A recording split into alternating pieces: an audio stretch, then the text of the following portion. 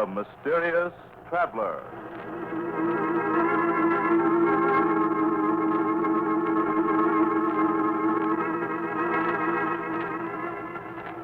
This is The Mysterious Traveler, inviting you to join me on another journey into the realm of the strange and the terrifying.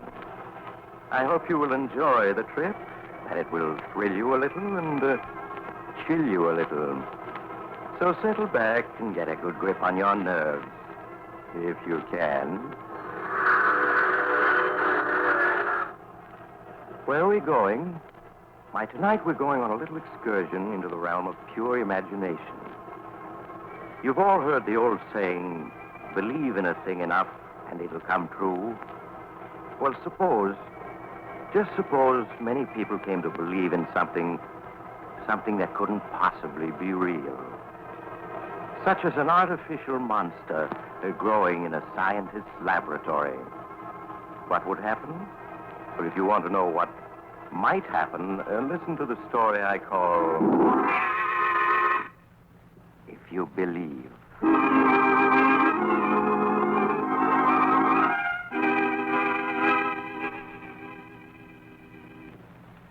My story begins in a rambling old house deep in the woods. In a homemade laboratory, gray-haired Professor Jonathan Davis is peering eagerly into a large glass container that holds an odd, transparent, jelly-like substance. Ellen! Oh, Ellen! Yes, dear? Ellen, come quick. I'm coming, dear. What is it? Ellen, look. I think I've succeeded at last. Oh, Dad. You look. Your eyes are better than mine. Yes, isn't there movement in the protoplasm this time? Isn't it stirring just a little? No, Dad. There isn't any movement. No? You're positive, Ellen?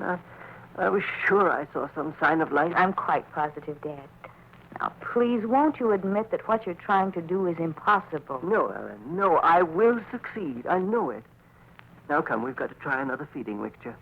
If you hand me the saline solution and the dextrose, and I'll begin again.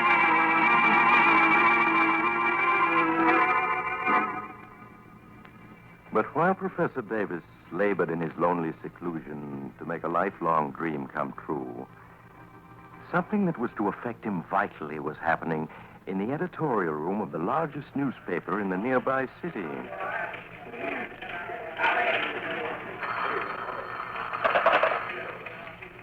Steady desk, Benson speaking.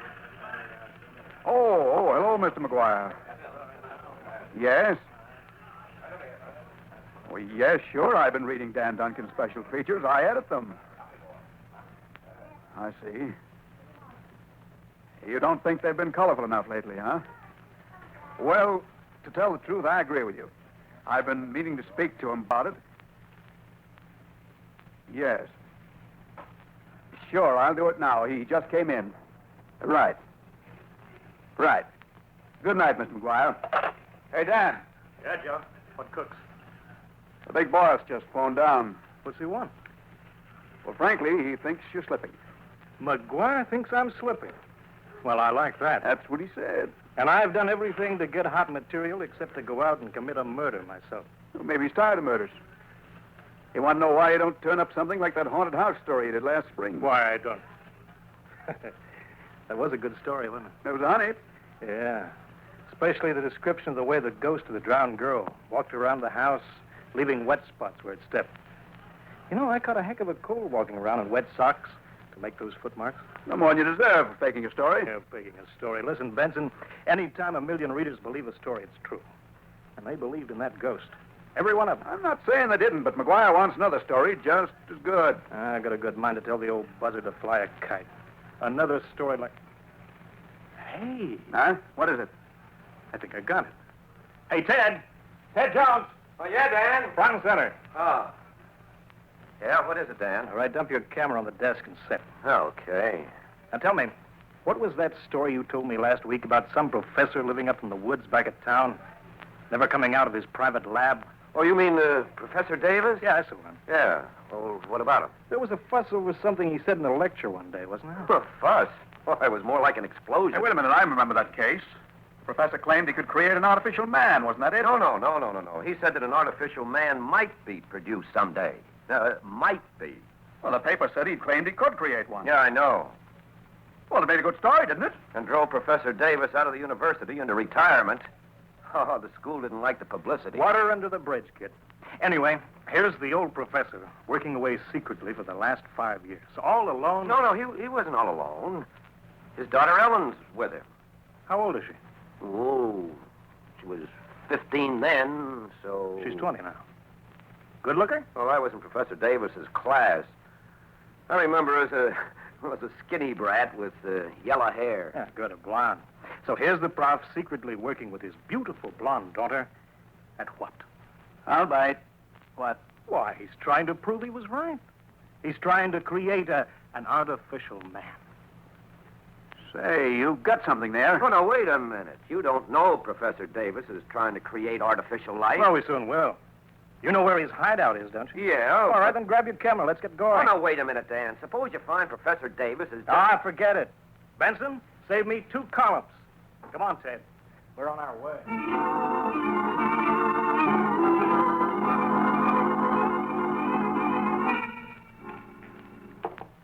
There, Ellen. It's done. Now we must warm it ever so gently. It'll stay at blood heat until morning. And then, Ellen... Oh, I hope so, Dad, but... Darling, if you fail again, won't you please promise me to stop trying to create this artificial protoplasm? Well, we'll talk about that in the morning. Now, oh, who could that be? I'll go see, Dad. Yes? I'm Ted Jones, Miss Davis. I don't suppose you remember me. Ted Jones. Oh, you were one of Father's students, weren't you? Yes, that's right. I'm a newspaper photographer now. Could we come in? I have a friend with me, a reporter. Ellen, who is it? Newspaper men, Dad. They want to see you. Newspaper, then don't let them in. Send them away. All right, come now, Professor. We just want to ask you a couple of questions, and but we can talk better inside, so... There. Now we can talk like friends. Hey, but Dan, we weren't invited in. How dare you force your way in here? Get out, both of you. Please go. Dan, come on. Professor Davis doesn't want to talk to us. Keep your shirt on, Ted. Just a couple of questions, Professor. Now, isn't it true that hidden away here you're creating artificial life? I won't answer your questions. You just print more lies and ruin everything I'm trying to do. Then you are creating artificial life, huh? Young man, Tell me how far you've gotten. You figuring on springing an artificial man on us one of these days? You fools. While I still struggle to create synthetic protoplasm, you talk of artificial men. Go before I throw you out. Please go, please. Come on, Dan, we're leaving. Okay, we're going. Thanks for the interview, Professor. Read all about it in tomorrow's Curtain. The imbeciles. What do they know of science? All they want is to cheapen my work. Make it a sensation for the headlines. Please, Father, you must get control of yourself. They've gone now. Yes, dear. Well, they shan't interfere with my work. Well, come, we must adjust the heat. Ellen. Yes, Dad, what is it? Ellen, the mixture's moving. This time I'm sure of it. The protoplasm, it's alive.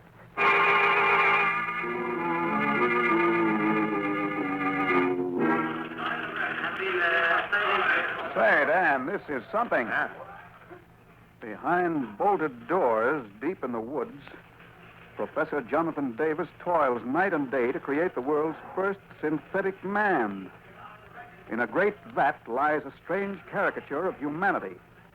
It has a head, arms, legs, a body, all of them fashioned of a pale green substance like gelatin. Nice touch, huh?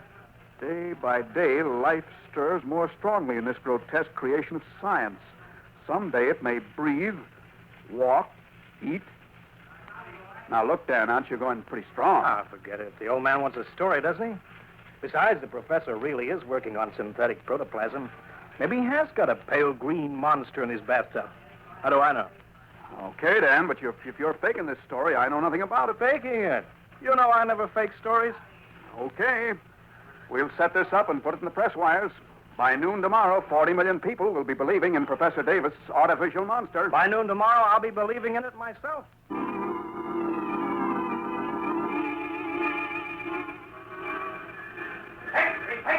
Read all about it. Find the great artificial man. Read all about it.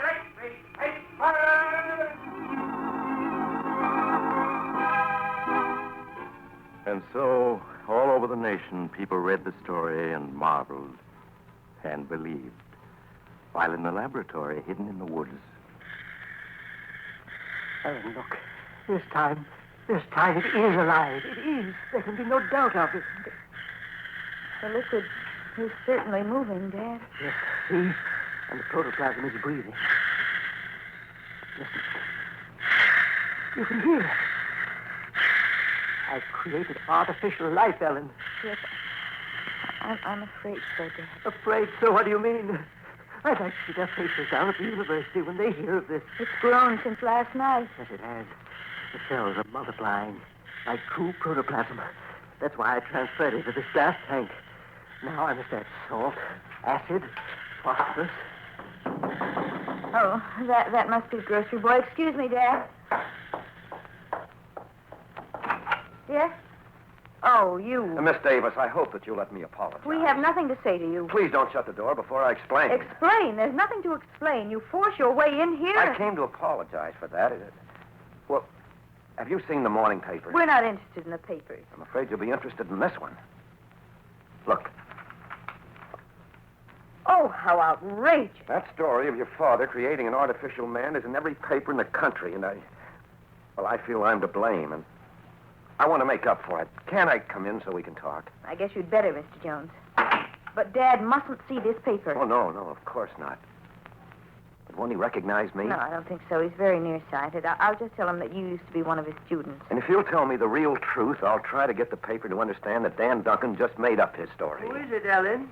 It's Ted Jones, Dad, one of your former students. He called to say hello. Jones, Jones? Ted Jones? Oh, yes, of course. Organic chemistry, wasn't it, Jones? Oh, yes, sir. You're the one who kept breaking things. Oh, Jones, I have something here you'd be very interested in. Come and see. Yes, sir. Look. That stuff in the tank. It seems to be alive. It is alive. Synthetic protoplasm, my boy, the first ever created. It's breathing. Yes, and it's also growing. Life becomes stronger in it by the moment. It's changing color, Dad. It's becoming a pale green. Yes, and growing fast. Very fast. I never dreamed that success would come so completely. Hiya, Dan. I thought I'd find you here. Why, Dan. Dan Duncan himself. Hiya, Professor. What do you want here? Oh, just a few pictures. Shot of you in your lab, so forth. You have the nerve to come here after what you've done. What I've done? You haven't seen anything yet. You and your father are big news now. You're going to be bigger. Dan, you'd better go. Better go. I don't follow you, kid. I said you'd better go. There isn't any story here for you. No story. Hey, what's eating you? Aren't you here to get a follow-up? No, I came here to get the truth. Something you wouldn't be interested in. Hey, what kind of talk is that? Are you going to go, or will I have to throw you out? Throw me out. Now listen, kid. You want me to try it? All right, I will. Okay, I'm going. Take your hands off me. But don't think you can get away with this. You're fired. And that's all right with me. As for you, Professor, you and your artificial man are going to be so well known in a day or two, you'll be getting offers from Hollywood.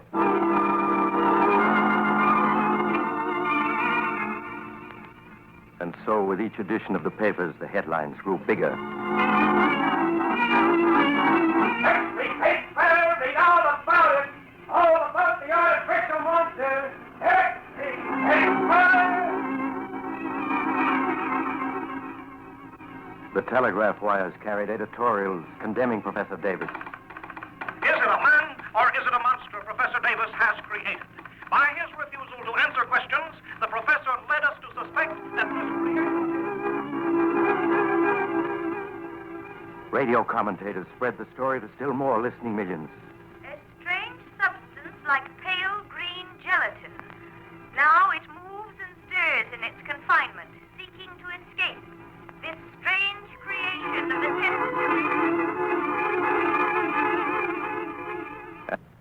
And speakers denounced Professor Davis. And I ask you, can science be permitted to venture into these forbidden realms unchecked? Who knows what horror may emerge from the laboratory if we are not careful? This mad thing must be stopped. Stopped!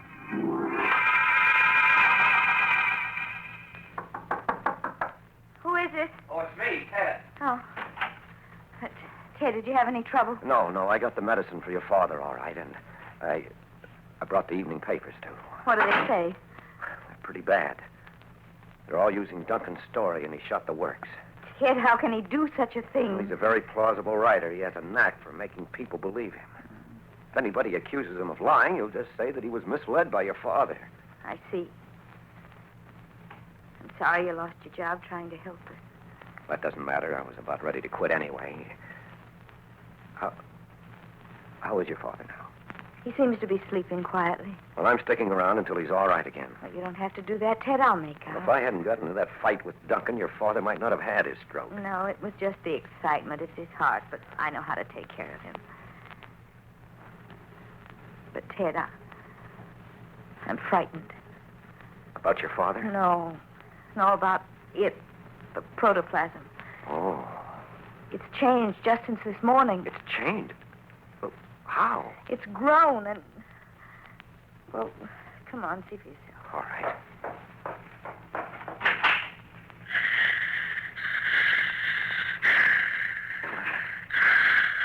Oh, it seems to be taking on shape. Yes, and it looks... Oh, Ted, it looks like green gelatin.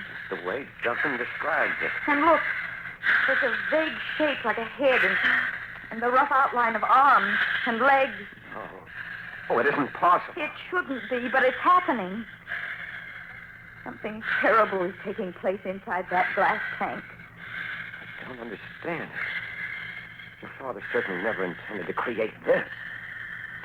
You know, all afternoon I've been wondering if Father really has created it. I don't follow you, Ellen. You mean some outside force might be responsible? Ted, you know the old saying, believe in a thing enough and it'll come true. Yes, of course. Well, I think that's true. The power of belief is a tremendous thing. People begin to believe that there's going to be a depression, and there is a depression. But, Ellen... They begin to believe that strangers and foreigners are enemies, and pretty soon they are enemies. They believe there's going to be a war, and war comes. Well, that's true, but what are you getting at? How many people are reading Dan Duncan's story this very minute, right now, while we're talking? Hundreds of thousands, probably, all over the nation. Maybe 1 million. And they all believe it's true. Well, a good many of them. Yes, Dan has a genius for being plausible. Then don't you see, Ted? Here in this laboratory is the necessary material for a monster. And out there are all those people believing in such a fantastic monster. You mean 1 million people are thinking life into the protoplasm? Yes, Ted. I know it sounds fantastic, but that monster was never created by my father. Dan Duncan created it when he wrote about it. Oh, and if that's true... There's no other answer. Over there in that glass tank is something that's alive only because millions of people believe it's alive. No, it is alive. There's no telling what it may become. Ellen, we have to destroy it. It'll break Dad's heart, but we can't let it live. Well, it's growing bigger by the minute. We've got to get rid of it now before it grows any larger. There's acid in those bottles there. That'll destroy it. All right. Yeah, I see. Here. Just as soon as I get it open, this will take care of the creature. Be careful, Ted. It can burn you dreadfully. Ellen, what's happening? What are you doing? Dad, darling, you're supposed to be in bed. I'm feeling better. I wanted to see how the protoplasm was. Please go back to bed, Dot. Your heart. Oh, my heart's all right, but I must be sure. Oh, it's changed. It's taken on a form. Yes, Professor, a monstrous, unnatural form. It has a head, arms, legs. But it can't have. It's only protoplasm. It's all impossible. Unfortunately, it's true. I can't explain now, but, well, we've got to destroy it. No, the culmination of my life's work. You can't destroy it. We must, Dad. No, I won't let you. It's the only thing to do. Professor, look at it. It's crawling around inside the tank now. It's trying to climb out. But it can't be dangerous. It's just harmless protoplasm. Dad, Ted is right. You've got to let us kill it. It's just protoplasm, I tell you. It was just protoplasm. Stand back, Professor. I'm going to empty this acid on you. No, you mustn't. I will. Dad! Professor Davis! Professor Davis, look up! Why, the tank. He fell against the tank and broke it. Is he hurt, Ted? Oh, I'll see. Ted, the protoplasm is moving toward him. We've got to get him out of here. I have his arms. Quick, you take his feet. I have them. Oh, hurry up, Ted. It's trying to crawl out of the tank. Gotta get him upstairs. Can you manage it? Yes. Keep on. All right, easy now, easy. All right, just a little farther. Right, one more step, Ellen. There. Now, here's the landing. We can put him down here. Now, easy. Easy. There. Oh. Ted, I can't find his pulse. Let me try. Dad? Ted, it's no use. He's gone. I'm afraid so. His heart failed him. I've always known it would someday. Ted, down in the laboratory. Yes, it's moving. Look, it's gotten out of the tank and it's crawling all around the lab. And the only way out is down those stairs and through the lab. We're trapped up here.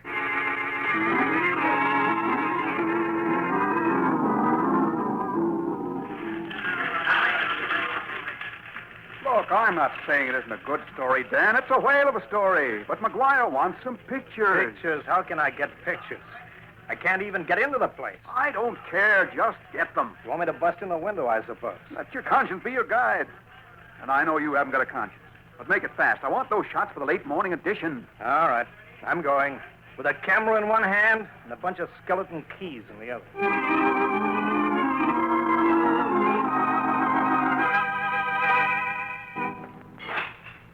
It's looking for food, Ted. Yes, and it's getting frantic. Look how it crawls back and forth through the lab. It's been doing that for an hour now. Look how enormous it's grown. Oh. Suppose it tries to come up these stairs to this balcony. Well, it may not. It has no eyes, no intelligence.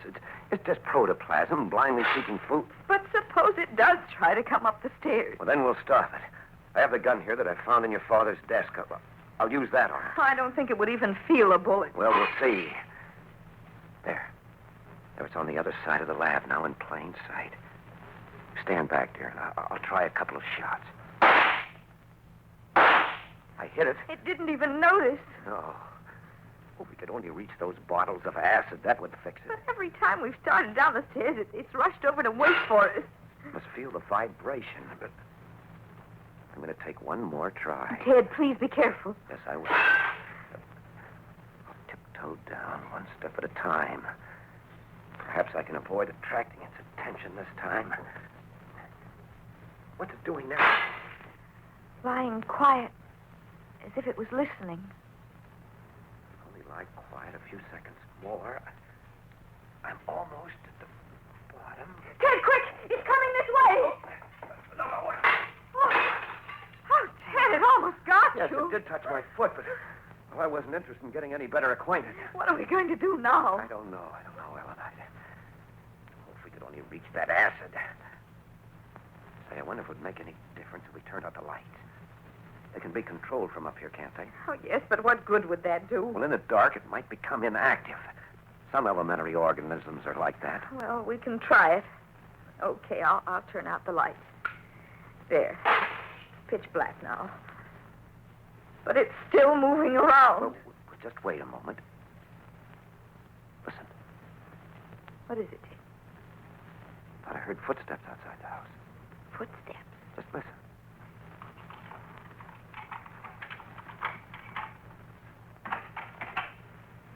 Someone coming in the front door. Ted, there's someone in the lab. But who would...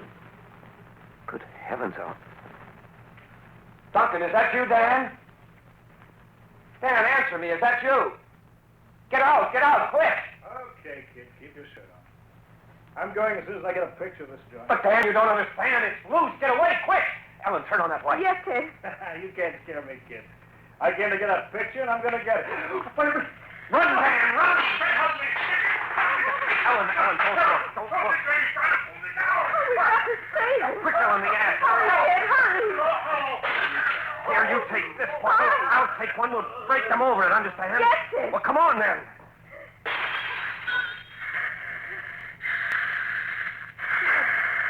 He's gone.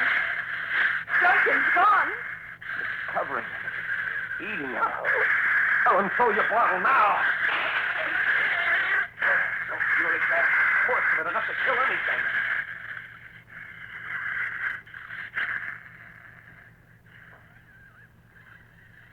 The acid is burning into it. It's killing it. Ellen is dying. It's not moving anymore. It's not breathing either. We've killed it. It's starting to melt away. It's dissolving. Now that it's dead, it's turning back into the liquid it started from. The substance that the belief of millions gave an unreal life to. Well, it's gone back to a liquid now. There's nothing left of it. It's gone as if it had never existed. Except for Dan Duncan. Oh, dear. There's nothing we can do for him, Ellen. He's dead. He created the monster, and it's killed him.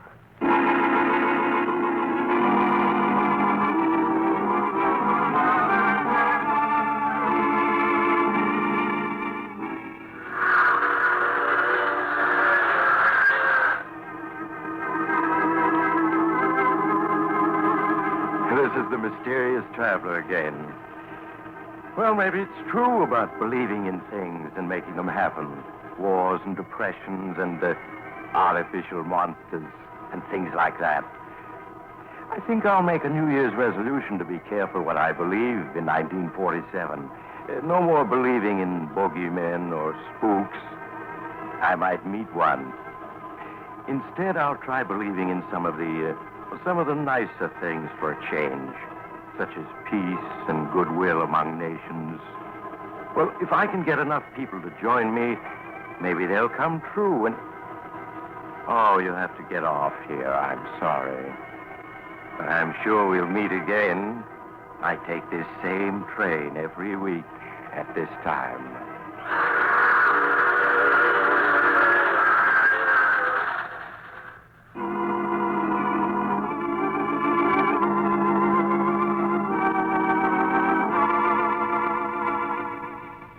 You have just heard The Mysterious Traveler, a series of dramas of the strange and terrifying.